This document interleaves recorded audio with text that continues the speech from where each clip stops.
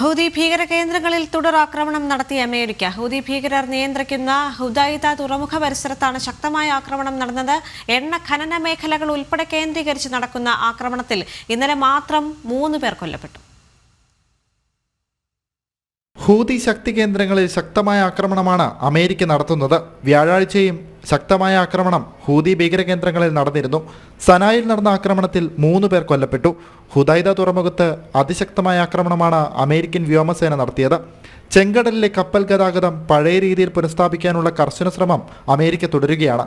ഈ പശ്ചാത്തലത്തിലാണ് അതിശക്തമായ ആക്രമണം ഭീകരർക്കെതിരെ നടക്കുന്നത്. ലോകരാജ്യങ്ങളുടെ വാണിജ്യ കപ്പലുകൾക്ക് വൻ ഭീഷണിയാണ് ഹൂതി വിമതർ ചെങ്കടലിൽ ഉയർത്തുന്നത്. ഹൂതികളുടെ നിയന്ത്രണത്തിലുള്ള പെട്രോളിയം ഖനന കേന്ദ്രങ്ങളിൽ ഉൾപ്പെടെ ആക്രമണം നടത്തിയതായി അമേരിക്കൻ സൈനിക വിഭാഗമായ സെൻട്രൽ കമാൻഡ് അറിയിച്ചു. ഭീകരരുടെ സാമ്പത്തിക സ്രോതസ് പൂർണ്ണമായും ഇല്ലാതാക്കുകയാണ് ആക്രമണത്തിന്റെ ലക്ഷ്യം. യമനിലെ വ്യവസ്ഥാപിത സർക്കാർ US ആക്രമണങ്ങളെ കഴിഞ്ഞ ദിവസം പിന്തുണച്ചിരുന്നു. ഭീകര സംഘടനയെ പൂർണ്ണമായും യമനിൽ നിന്ന് തുരത്തുകയാണ് വ്യവസ്ഥാപിത സർക്കാരിൻ്റെയും ഇസ്രായേൽ സഖ്യകക്ഷിയായ അമേരിക്കയുടെയും ആത്യന്തിക ലക്ഷ്യം. ഇന്റർനാഷണൽ ഡെസ്ക്, ജനം.